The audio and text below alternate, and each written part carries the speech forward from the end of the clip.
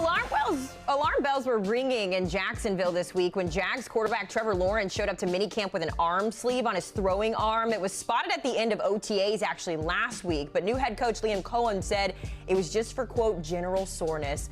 Now, Lawrence did miss 8 games over the past 2 seasons, including 7 last year, and lofty expectations for the quarterback as Jacksonville tries to get back to the postseason. We are joined by the mayor of Jacksonville, none other than our Pete Prisco, live from minicamp there.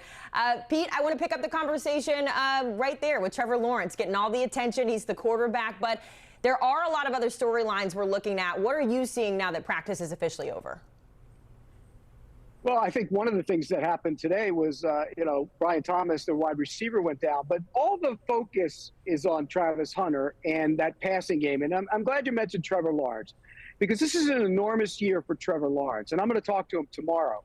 He knows it. The organization knows it. And I think the perception of him outside of Jacksonville right now is it's time for him to show that he is the guy who was the #1 overall pick.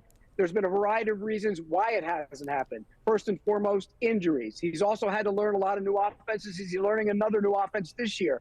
But this offense seems better suited to him. I think he looks comfortable in it. He's changed his mechanics. He looks like he's tightened up his motion. His footwork is better. But again, big year for him on the field. He has to stay on it, and he has to be productive and show people why he was the #1 overall pick. Just continuing that conversation, here's the things we know about Trevor, right? He signed that 5-year, $275 million extension from a year ago. He's had just 1 season over 500, and it's interesting when we talk about the injuries, Pete. He was a guy who never had injuries in his career, and yet lately they've become a problem. I do want to show you this full screen, though, comparing Trevor Lawrence's numbers to Daniel Jones. And when we hear the name Daniel Jones in the NFL, we go, ugh, not good. Backup quarterback, maybe the starter out in Indianapolis with what's going on with the Colts. But what do you say about Trevor Lawrence when you see how he compares to Daniel Jones? Is this a make or break year for him? Well, I wouldn't say it's a make or break year because of the contract and where it is. He's going to have a couple of years to make or break, but there's going to be more questions about him if he doesn't play very well. That's an unfair comparison, by the way. Look, the first year, nobody would have succeeded with Urban Meyer and that group as your head coach. Fair. Then he had to learn a whole nother offense, and then he got hurt the last couple of years. And when he's been on the field, he's been a productive player. He's played through a lot of injuries and probably should have missed a bunch of those games and continued to play. So I think you got to twist those numbers a little bit. I don't think they're necessarily with what the eyeball test tells you. He's better than those numbers, but is he an elite quarterback? And right now, the answer to that question is no. Can he get there? The answer to that question, at least in my mind, is yes. Well, it certainly helps that he's got a nice little wide receiver duo to work with this year. You know, I spent some time with a friend who is a Jags fan, I should say, over the weekend, and all she was talking about was the duo of Brian Thomas Jr. and Travis Hunter. And it's interesting when we emphasize the duo because I think, Pete, a lot of people are excited about Travis Hunter, and rightfully so.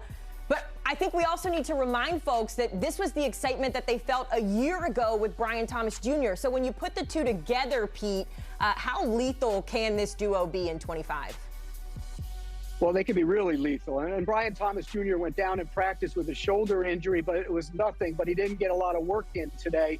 When he's gotten the work, he's been outstanding. He's a much better player than he was a year ago, and he showed what he could do last season. He was the best rookie receiver in the league last year, and not a lot of people saw that coming. They thought it was Malik Neighbors. They thought it might be Marvin Harrison Jr. Few people thought it would be Brian Thomas Jr. He was the best player. In talking to people around this team, he's even better now. And there's talk, and I believe this. I think he can be a Jamar Chase, Justin Jefferson type receiver in terms of what he puts up numbers-wise and how he performs and how teams try and take him away. He's the #1 receiver. We could talk all we want about Travis Hunter, and he's special. He's got great ability to get open. He has great hands. He knows how to come back to the football. But the #1 receiver on this team is Brian Thomas Jr., and it's almost unfair how he's kind of been cast aside during this offseason for Travis Hunter getting all the spotlight.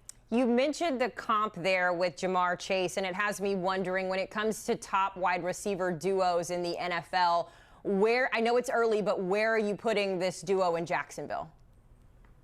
Well, Travis Hunter has to show me a little bit more, at least show me something. And one of the things that he has to learn how to do is run better routes. At Colorado, he wasn't a great route runner. He did it on natural ability, and he's got a bunch of natural ability. He knows how to come back to the football. He knows how to sit down in zones. He's got great ability to separate.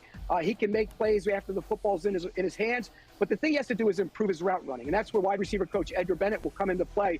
He's worked with a lot of good route runners. I mean, Devontae Adams, he coached him when he was with the Raiders, and he's a guy that we know is one of the best route runners in the league. So he will get better, but it might take him a little bit of time. I think Thomas puts up mega numbers. I think Hunter puts up good numbers. And don't forget about De'Ami Brown. He's had a great offseason here. All of a sudden, a team that's been slow at wide receiver, they have 3 guys who can go. I know, and we know you love speed when it comes to the game of football. But, Pete, to me, the offense really wasn't the problem last year. It was the defense. I mean, they ranked dead last in pass defense, 35th overall in total defense, and basically they were bottom of the league in every other statistical category you can find when it comes to the defense. I know it's not going to happen overnight, but based on what you saw today and your expectations as minicamp continues, how do they need to improve, and where are the biggest areas that you need to see them get better? Well, I think when you look at what happened last year, it was a disaster from start to finish. The defensive coordinator was not a good coach, and it kind of bled over. I mean, he made his defensive ends both get heavy, and they became slower. Josh Hines-Allen, one of the sack leaders the year before, and his numbers fell down a big pile, way down the list. I think he had 7.5 sacks last year. He's a better pass rusher than that. Why? He got too heavy. He got to 285 pounds. They threw hamburger meat on the table and told them to eat up and get heavy. It was the wrong approach. Trayvon Walker got too heavy. Well, they're back down. They're lighter. Anthony Capinelli, the defensive coordinator, is going to put a variety of looks. Talking to Josh Hines-Allen about that today. They're excited about it.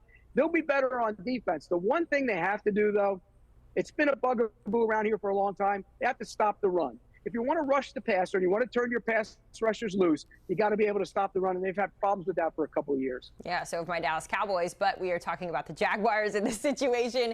Pete, real quick, you mentioned the secondary and some of the issues that they had last year, and of course they ranked last in pass defense. You know where I'm going with this conversation. They have Travis Hunter on there, who was a two-way star in college. Is there any shot we see him get a moment at DB back there, especially given what they did last year? Absolutely. He's going to play some defensive back. He was working with the defensive backs yesterday here during the first day of minicamp, back on the wide receiver side today.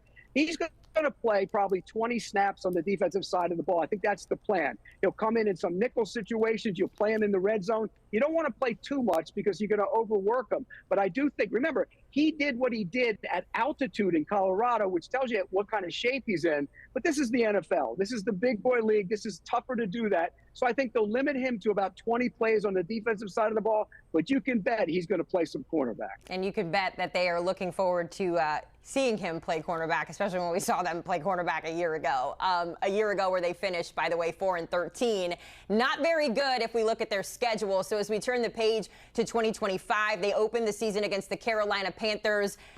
Pete, you're optimistic here. I'll say that. I don't want to bury the lead too much here, but you are very optimistic when it comes to the Jaguars this season. Tell us your schedule prediction and why you feel convicted.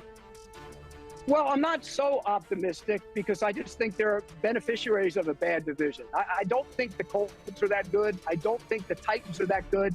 Both have quarterback questions. You got a rookie starting in Tennessee. We saw what the Texans were a year ago with their offensive line. So I don't think the division's very good. I think they can go navigate 4-2 through the division. And then you look at the schedule. Sure, it starts tough. I think Panthers at home, they should win. At Bengals, they'll probably lose. They beat the Texans at home. They lose to the 49ers. They lose to the Chiefs. But I think they win the next two. They beat the Seahawks at home. They beat the Rams in London. That's a tough trip for the Rams. Then you get to the bye. You got the Raiders, winnable game. At the Texans, they'll lose that game. They'll beat the Chargers at home. They'll beat the Cardinals. They'll lose at Tennessee because they never win there. They'll beat the Colts at home because they always beat the Colts at home. They'll beat the Jets at home. They'll lose to the Broncos. They'll beat the Colts. They'll lose to the Colts on the road, and then they beat the Titans at home. That gets you to 10-7. Look at the closing stretch there.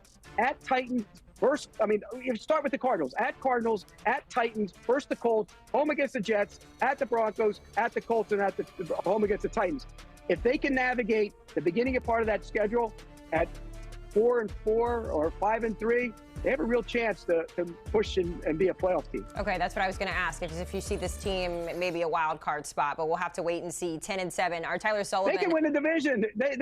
They can win the division because the Texans aren't that good right now. They have to show that they can protect that quarterback. If they can't protect that quarterback, that's a big problem for them. All right. Our Pete Prisco has the Jaguars going 10-7 in 2025. Pete, we certainly appreciate the time, and we're looking forward to your conversation with Trevor Lawrence tomorrow. So we look forward to that here on Spotlight. In the meantime, get up to date with the latest in the NFL by checking out our Pushing the Pile podcast with Kyle Long and Mike Renner. Scan that QR code on your screen or listen wherever you get your audio.